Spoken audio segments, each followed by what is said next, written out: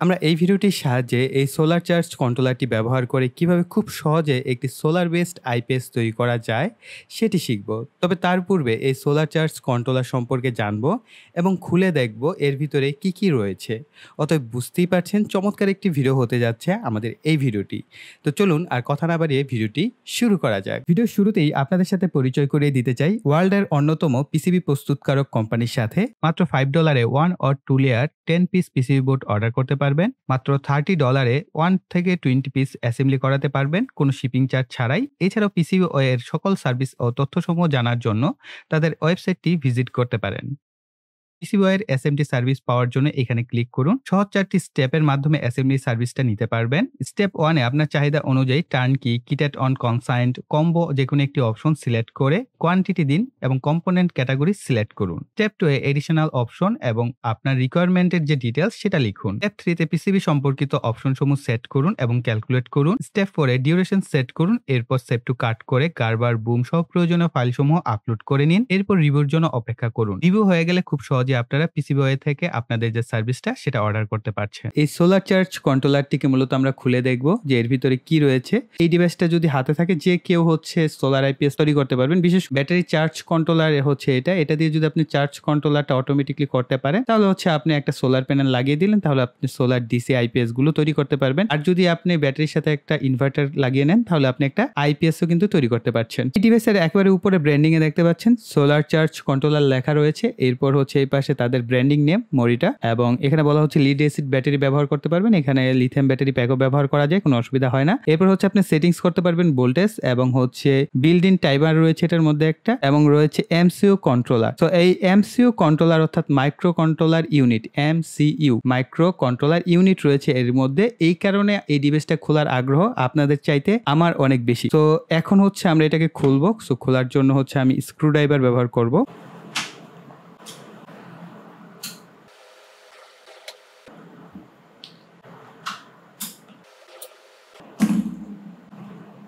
So এই টুলগুলো বেশ কাজের, আমার খুব পছন্দের টুলস এগুলোতে বিভিন্ন টুকটাক কাজ করা যায়। আচ্ছা, আমাদের এই পিছনের অংশটা মেটাল। তো আপনারা সাউন্ড মেবি ক্লিয়ার শুনতে পাচ্ছেন, এটা পুরোটাই মেটাল, যার কারণে প্রোডাক্টটা বেশ ভারী মনে হয়। এখন বেশ পাতলা হয়ে গেছে। এগুলো প্লাস্টিক। হ্যাঁ, সামনের সমস্ত অংশই প্লাস্টিকের তৈরি। শুধুমাত্র এর পিছনে যে ব্যাক পার্টটা এটা ভারী একটা মেটালের তৈরি এবং বেশ স্ট্রং। আপনি নর্মালি চাপ দিয়ে এটাকে বাঁকা করতে পারবেন না, সো এরকম স্ট্রং। ওকে, এরপর আমাদের এই অংশটাকে খুলতে হবে। এখানে আরো কয়েকটি স্ক্রু মেবি রয়েছে এবং এই পার্ট। ওকে, সো আমরা এটাও দেখবো। সো আগে আমরা খুলি স্ক্রুটা। এইখানে একটা হিটসিং কাভার বলা যেতে পারে, বা এমনি একটা স্টিকার। এগুলো ঠান্ডা রাখে মোটামুটি। এই জিনিসটা অনেক ঠান্ডা থাকে। ফেট বা রেগুলেটর আইসির পিছনে এটা লাগানো থাকে। এটা মূলত এই জাতীয় ট্রানজিস্টর যে ডিভাইসগুলো সেগুলোকে ঠান্ডা রাখার জন্য ব্যবহার করা হয়। সো আমরা এটাকে খুলে নিচ্ছি। এইখানে মেবি দুইটা ক্লিপ আছে। এই দুইটা ক্লিপ খুললেই এটা সুন্দর মতো মেবি খুলে আসবে। সো এই যে মোটামুটি খুলে চলে আসছে। এই পাশেও দুইটা ক্লিপ আসছে। ওকে, সো চাপ দিতেই সুন্দর মতো খুলে চলে আসছে। এই এটার এই স্ট্রাকচার, সুইচগুলো, এবং এই পাশে যে আমরা দেখতে পেয়েছিলাম এই যে বাটন সুইচগুলো, এখানে বাটন সুইচগুলো এভাবে কানেক্টেড আছে। এইখানটাই মনে হয় কেটে এখানে ইউএসবিটা বসানো হয়। আমরা নর্মালি যেটা দেখতে পাই যে এখানে দুটো ইউএসবি থাকে, এই জায়গাটায় মনে হয় ইউএসবিটা থাকে। সেখানে জাস্ট স্টিকারটা সরাসরি লাগিয়ে দেওয়া হয়েছে। অলরাইট, সো এই বক্স বাহিরে রাখি। এবার আসা যাক সার্কিটের দিকে। সো এলসিডি ডিসপ্লেটা কিছুটা উপর করে লাগানো আছে এখান থেকে আমরা যদি দেখি, এবং এটা ফিমেল টু মেল কানেক্টরের উপর বসানো আছে। তো এই যে দেখতে পাচ্ছেন এখানে ফিমেল টু মেল কানেক্টরের উপর ডিসপ্লেটা আলাদা করে বসানো আছে। সো যদি এই ডিসপ্লেটা নষ্ট হয়, অনেকেই বলছিলেন যে ভাই এই ডিসপ্লেটা যদি নষ্ট হয়ে যায় এটা আসলে সার্ভিস করা যাবে কিনা। হ্যাঁ, যদি এই সিমিলার টাইপ এই ধরনের ডিসপ্লে আপনি চেঞ্জ করতে চান তাহলে সরাসরি চেঞ্জ করে এটাকে ইউজ করতে পারবেন। মেবি এটা খোলা যাবে, আমি দেখি হালকা প্রেসার দিয়ে। ধীরে ধীরে খোলা উচিত ছিল।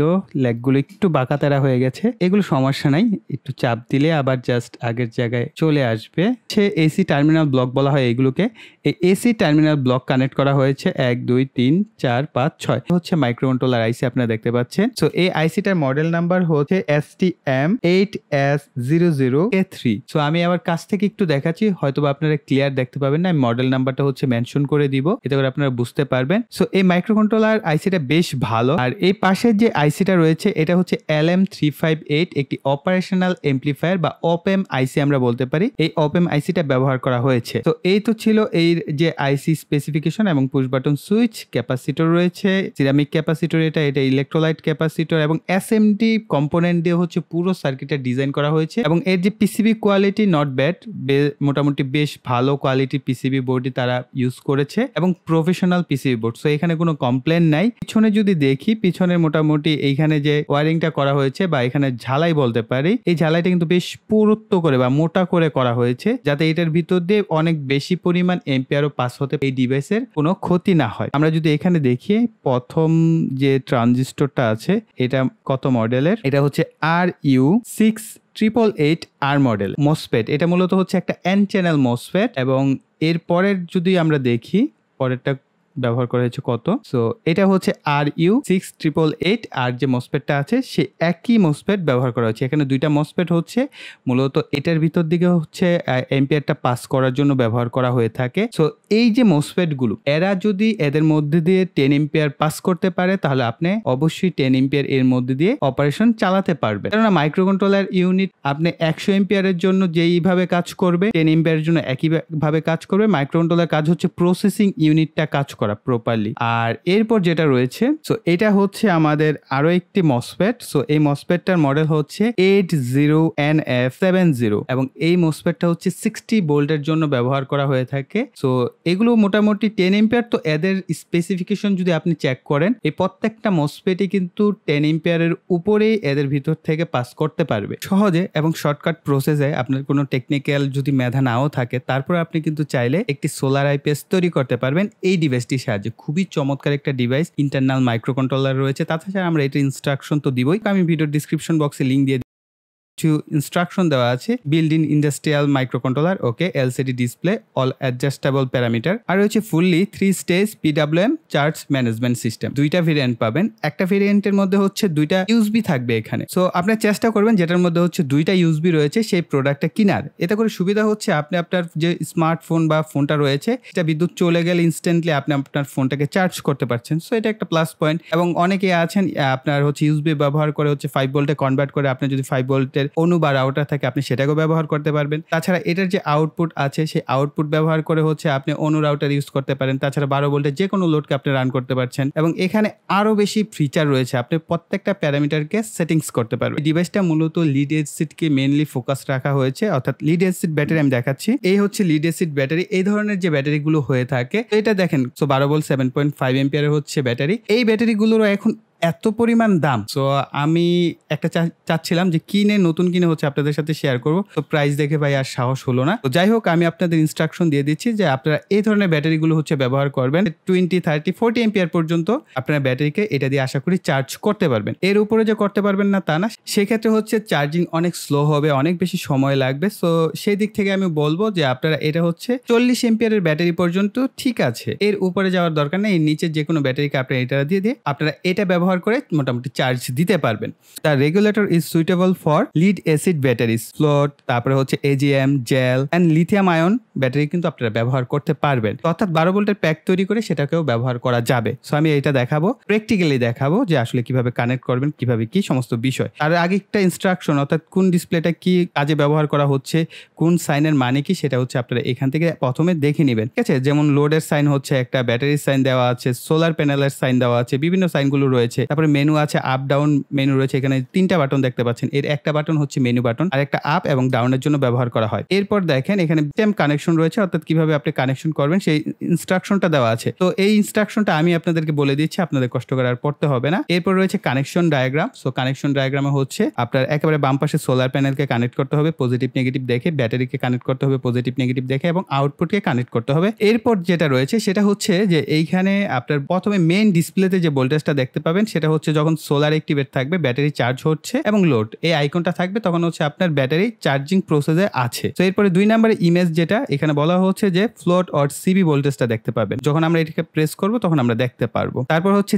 ডিসচার্জ রিকানেক্ট, অর্থাৎ আপনার ব্যাটারিটা যখন 11.6 ভোল্টের নিচে নেমে যাবে তখন হচ্ছে আপনার লোডটাকে ডিসকানেক্ট করে দেবে। এগুলো হচ্ছে বাই ডিফল্ট সেটিংস। আপনি এগুলো প্রত্যেকটা সেটিংসকে চাইলে নিজের মতো কাস্টমাইজ করে নিতে পারবেন। তো 11.6 ভোল্টের নিচে নেমে গেলে সেটা হচ্ছে আবার আপনার লোডটাকে অফ করে দিয়ে যখন কিনা 12.6 ভোল্ট পর্যন্ত চার্জ উঠবে তখন হচ্ছে আবার সেটাকে ডিসচার্জ করার জন্য দিবে, অর্থাৎ অটোমেটিক্যালি প্রসেসটা হবে। তারপরে এটার মধ্যে একটা টাইমার রয়েছে, আপনি চাইলে আপনার লোডকে 1 ঘন্টা অন রাখতে পারেন, চাইলে 24 ঘন্টা অন রাখতে পারেন, চাইলে 6 ঘন্টা, আপনি এটাকেও কাস্টমাইজ করতে পারবেন। তারপরে হচ্ছে ব্যাটারির টাইপ, সেটা হচ্ছে বাই ডিফল্টই নিয়ে নিবে। এই হচ্ছে ওভারঅল প্রসেসিংটা। সো আমি জাস্ট খুব দ্রুতই বলার চেষ্টা করলাম। এখন আসা যাক কিভাবে কানেকশন করবেন। এট ফার্স্ট আপনাকে কানেক্ট করতে হবে ব্যাটারি। মনে রাখবেন প্রথমেই সোলার প্যানেল কানেক্ট করবেন না, এতে ডিভাইসটা নষ্ট হওয়ার পসিবিলিটিস থাকে। তো প্রথমে আমরা কানেক্ট করে নিব ব্যাটারিকে, এবং এই ক্ষেত্রেও আমি ব্যাটারি ব্যবহার করব। সো আমার যে ব্যাটারি প্যাকটা ছিল 18650 ব্যাটারি প্যাক দিয়ে আমি তৈরি করেছি, আপনারা চাইলে এটাও ব্যবহার করতে পারেন। এবং আমি এটা এর আগে একটা ভিডিওতে বলেছি আমার এই ডিভাইসটা আসলে এই ব্যাটারিটা নষ্ট হয়ে গেছে অনেক পুরাতন হওয়ার ফলে। তো এই কারণে আমি হচ্ছে এই লিথিয়াম ব্যাটারি প্যাকটা ব্যবহার করছি। তবে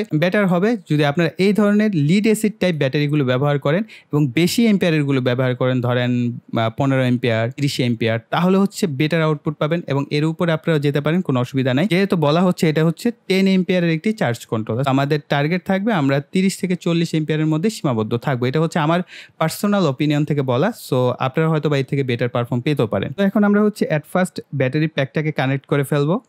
আপনারা এখানে সাইন দেখতে পাবেন, যেমন একেবারে বাম পাশে যে সাইনটা সেটা হচ্ছে সোলার প্যানেল সাইন, এরপর হচ্ছে ব্যাটারি সাইন, এবং এরপর হচ্ছে একটা বাতির সাইন মানে লোডের সাইন। তো আমরা এই সাইনের পাশে আবার প্লাস মাইনাস চিহ্ন দেওয়া রয়েছে, আমরা প্লাস মাইনাস দেখে প্রথমে ব্যাটারিটাকে কানেক্ট করে ফেলবো।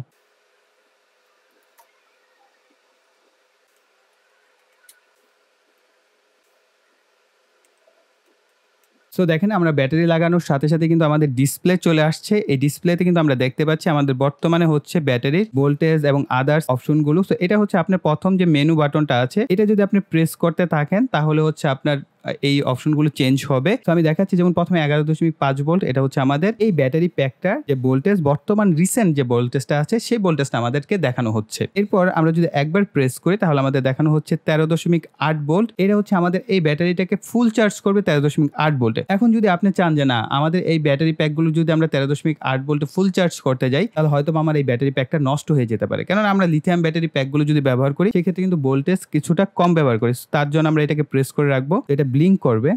সো ব্লিঙ্ক করা শুরু করলে ডান পাশেরটা দিয়ে হচ্ছে আপনি প্রেস করলে দেখবেন আপনার ভোল্টেজটা কমছে, আর আপনি বাম পাশেরটা প্রেস করলে ভোল্টেজটা হচ্ছে বাড়বে। সো একদম ক্লিয়ার আপনারা হয়তো দেখতে পাচ্ছেন। এইভাবে হচ্ছে আমরা এই ভোল্টেজটাকে কমিয়ে দিব। আমরা সাপোজ এটাকে 13.2 ভোল্ট রাখবো, ঠিক আছে। তো আপনি চাইলে এটাকে 12 যেহেতু আমরা লিথিয়াম ব্যাটারি প্যাক ব্যবহার করছি, আমরা 12.6 ভোল্ট এখানে সেট আপ করে দিতে পারি। এরপর হচ্ছে আমরা আবার প্রেস করে ধরে রাখবো, জাস্ট কয়েক সেকেন্ড ধরে রাখতে হবে। এরপর দেখবেন ব্লিঙ্ক করা বন্ধ হয়ে গেছে। এখন হচ্ছে সেট হয়ে গেল যে আমাদের ম্যাক্সিমাম আমাদের এই ব্যাটারি প্যাকের ভোল্টেজ কত হলে আমাদের অটোমেটিকলি ডিসকানেক্ট হয়ে যাবে সোলার প্যানেলটা। এরপর হচ্ছে আমরা আরেকবার প্রেস করব। সো এটা হচ্ছে আমাদের লোড ভোল্টেজ কত ভোল্টে রান করব। এখানে 12.6 ভোল্ট দেওয়া আছে বাই ডিফল্ট, আপনি চাইলে এটাকেও কম বেশি করতে পারবেন সেম প্রসেসে। এরপর রয়েছে 10.7 ভোল্ট। সো এটা হচ্ছে আপনার একেবারে ব্যাটারির লোয়েস্ট ভোল্টেজ। সো আপনি এটাকে চাইলে বাড়িয়ে দিতে পারেন, আপনি 11 ভোল্টেও রাখতে পারেন বা 10.6 বা 5 এটা সেট করতে পারেন। আমি আরেকবার দেখিয়ে দিই, এটাকে আমরা প্রেস করে রাখবো যে অপশনটা সিলেক্ট করতে চাচ্ছি, এটা ব্লিঙ্ক করবে। ব্লিঙ্ক করার পর হচ্ছে আপনি এটাকে কমাতে পারবেন। সো 10.6 ভোল্ট আমি করে আবার এটাকে প্রেস করে রাখবো। সো ওকে, সেট আপ হয়ে গেছে। এরপর আবার যদি প্রেস করি, এখানে দেওয়া আছে 24 আওয়ার্স, অর্থাৎ 24 ঘন্টা হচ্ছে আপনি এখানে আপনার এই লোডটাকে অন অফ সুইচের মাধ্যমে আপনি চাইলে একটা সুইচ লাগিয়ে দিলেন, আপনি আউটপুটকে অন অফ করলেন, সেটা আপনি করতে পারছেন, ঠিক আছে। যদি চান যে না আপনি এইখানে আওয়ার্সটা চেঞ্জ করে দিবেন, আপনার কোনো লোড রয়েছে আপনি 1 ঘন্টা বা 2 ঘন্টার জন্য চালাতে চাচ্ছেন, সেটাকে আপনারা এইখান থেকে কম বেশি করে দিতে পারবেন। সো এখানে দেখেন এই যে কম বেশি হচ্ছে। সো আমি এটাকে 24 এই কারণে রাখছি, আমরা ইনস্ট্যান্ট যেহেতু আউটপুটটা দেখবো এই কারণে 24 লিখে দিচ্ছি। তো আমরা আবার প্রেস করে ওকে করে দিব। সো মোটামুটি কয়েক সেকেন্ড দরকার হয়, 4-5 সেকেন্ডের মতো চাপ দিয়ে ধরে রাখতে হয়, এরপর হচ্ছে সেট আপ হয়ে যায়। এই প্যানেল এবং আউটপুট আছে, এটার যে কানেক্টরগুলো আমি এভাবে হচ্ছে অ্যারেঞ্জ করে নিয়েছি। এই ধরনের কানেক্টরগুলো খুবই ইম্পর্টেন্ট। তো আমি যদি পাই অবশ্যই ভিডিও ডিসক্রিপশন বক্সে দিয়ে দেবো। ধরেন এই ধরনের এগুলো হচ্ছে ফিমেল কানেক্টর এবং এগুলো হচ্ছে আপনার মেল কানেক্টর। এগুলোকে হচ্ছে আপনি চাইলে স্ক্রুর সাহায্যে খুলে যে কোনো তারের সাথে কানেক্ট করতে পারছেন। সো এগুলো খুবই ইম্পর্টেন্ট। সো আমি এই ধরনের কানেক্টরগুলো ব্যবহার করবো এখন। সো প্রথমে হচ্ছে আমরা সোলারটা কানেক্ট করে নিব। এরপর হচ্ছে আমরা আউটপুট লোড কানেক্ট করার জন্য জাস্ট আরেকটা এরকম কানেক্টর ব্যবহার করব। এগুলো মূলত ডিসি সকেট বা জ্যাক রয়েছে সেগুলোর মতো। সো অবশ্যই পজিটিভ নেগেটিভ দেখে কানেক্ট করবেন। ব্যাটারি কানেকশন করবেন, এরপর সোলার প্যানেল কানেক্ট করবেন, এরপর হচ্ছে আউটপুট লোডকে কানেক্ট করবেন। সো দেখেন সোলার প্যানেল কিন্তু ঘরে কাজ করে না, কিন্তু আপনাদের সাথে শেয়ার করার জন্য আমি জাস্ট এই সোলার প্যানেলটাকে ঘরে নিয়ে নিয়েছি। তো আমার কাছে একটা 12 ভোল্টের সোলার প্যানেল রয়েছে, আমি জাস্ট একটু একটু জুম আউট করি। সো দেখেন এতটুকু একটা সোলার প্যানেল, খুব ছোট, এটা খুব বেশি ওয়াটেরও না। 12 ভোল্টের একটা সোলার প্যানেল। তবে আপনারা চেষ্টা করবেন বেশি ওয়াটের সোলার প্যানেল ব্যবহার করা, যেহেতু এটা 10 এম্পিয়ার সাপোর্ট করে। তার মানে আপনি যত বড় সোলার প্যানেল ব্যবহার করবেন, অর্থাৎ যত বেশি ওয়াট হবে তত বেশি এম্পিয়ার। সো আপনি ধরেন 5 এম্পিয়ারের যদি সোলার প্যানেল ব্যবহার করেন তাহলে এই ডিভাইসটা 5 এম্পিয়ারকে হ্যান্ডেল করবে। আপনি যদি 10 এম্পিয়ারের সোলার প্যানেল ব্যবহার করেন তাহলে সে 10 এম্পিয়ারকে হ্যান্ডেল করবে। অর্থাৎ ওয়াটের একটা ব্যাপার থাকে, সে ওয়াটটা আপনার যত বেশি হবে তত বেশি হচ্ছে আপনি এটা থেকে আউটপুটটা নিতে পারবেন। তো আমরা জাস্ট এখন সোলার প্যানেলের সাথে যে কেবলটা আছে আমরা এটাকে কানেক্ট করে নিব। সো আমাদের এই কেবলটা হচ্ছে সোলার প্যানেলের। আমরা যদি সোলার প্যানেলটাকে কানেক্ট করি, এই যে আমরা সোলার প্যানেলকে কানেক্ট করে দিলাম, সাথে সাথে এখানে কিন্তু সোলার প্যানেলের আইকন চলে আসছে। তো দেখতে পাচ্ছেন কিন্তু আমাদের সোলার প্যানেল কিন্তু অ্যাক্টিভেট হয়েছে হয়তো রুমের আলোতে, কিন্তু প্রপার কিন্তু আউটপুট ভোল্টেজ দিচ্ছে না, ঠিক আছে? এবং দেওয়ার কথাও না, যেহেতু সূর্যের আলো নাই। সো সূর্যের আলো না থাকলে আমাদের সোলার প্যানেল কাজ করে না। এরপর হচ্ছে আমরা আউটপুটটাকে কানেক্ট করব, এবং এটা আপনার যখন কিনা আপনি বাইরে নিয়ে যাবেন তখন কিন্তু আপনি দেখতে থাকবেন যে এই ভোল্টেজটা ধীরে ধীরে বাড়ছে, এবং এই জায়গাটায় এই যে মাঝখানে যে আপনার ব্যাটারির যে আইকনটা, এটা অ্যানিমেট করে। তো তার আগে হচ্ছে আমরা পুরো ব্যাপারটা আগে একটু বুঝে নিই যে আসলে কি হচ্ছে। এরপরে হচ্ছে আমরা একটা আউটপুট লোডকে কানেক্ট করবো 12 ভোল্টের। সো আপনারা এখানে চাইলে 12 ভোল্টের অনু রাউটারও ব্যবহার করতে পারবেন, কোনো অসুবিধা নেই। তারপরে আপনি অর্থাৎ সোলার দিয়ে, অর্থাৎ ছোটখাটো সোলার প্যানেল দিয়ে আপনারা যা যা ব্যবহার করতে পারেন সেই সমস্ত বিষয় আপনারা এর আউটপুট থেকে ব্যবহার করতে পারবেন। তো আমরা এটাকে কানেক্ট করছি আউটপুটটাকে। সো আমাদের আউটপুট বাতি কিন্তু জ্বলছে। এখন যদি আমরা এখানে একটা সুইচ ব্যবহার করতাম তাহলে এই সুইচের মাধ্যমে এই আউটপুট লোডটাকে আমরা অন অফ করতে পারতাম। আবার যদি আপনি চান এখানে টাইমার, আপনার একটা ডিভাইস 1 ঘন্টা চলবে তারপর বন্ধ হয়ে যাবে, আপনি টাইমারটাও সেট করে দিতে পারছেন। এই যে সোলার চার্জ কন্ট্রোলারটা আছে, এটা চেষ্টা করবেন ব্যাটারির খুব কাছাকাছি রাখার। যতটা কাছাকাছি রাখবেন এতে করে ভোল্টেজের যে লসটা হয় বা ড্রপটা হয় বা কারেন্টের যে লসটা হয়, এভারেজ যে লস, এক কথা সেই লসটা অনেক কম হবে। এটা একটা ইনস্ট্রাকশন এই কোম্পানি থেকেই বলা হচ্ছে যে আপনারা চেষ্টা করবেন ব্যাটারি খুব কাছাকাছি কানেক্ট করার। যেহেতু সোলার প্যানেলটা অনেক দূরে কানেক্ট করতে হয়, বা বাসার ছাদে হয়তো বা আপনি কানেক্ট করবেন, অথবা দূরে কোথাও যেখানে প্রপার আলোটা আসে, সূর্যের আলো, আপনি সেখানে তো কানেক্ট করবেন। সো সেই হিসেবে হচ্ছে আপনার বলা হচ্ছে যে এইটাকে চেষ্টা করবেন ব্যাটারি যতটা কাছাকাছি সম্ভব শর্ট তার ব্যবহার করতে। এতে করে আপনি অ্যাকুরেট ভ্যালুটাও পাবেন এবং অ্যাকুরেট ভাবে আপনার এই ডিভাইসটা আউটপুটও দিতে পারবে। সো গাইস, এই ছিল আমাদের সম্পূর্ণ ভিডিওটি। আই থিঙ্ক ভিডিওটি আপনাদের কাছে ভালো লেগেছে, তার জন্য ভিডিওতে লাইক, কমেন্ট এবং শেয়ার করবেন। আর যারা এখনো চ্যানেলটিকে সাবস্ক্রাইব করেননি, চ্যানেলটিকে সাবস্ক্রাইব করে পাশের বেল বাটনটি অ্যাক্টিভ করে দিবেন পরবর্তী ভিডিওর নোটিফিকেশন পাওয়ার জন্য। সো এই বলে এখানে বিদায় নিব। সকালে ভালো থাকবেন, সুস্থ থাকবেন, টাটা।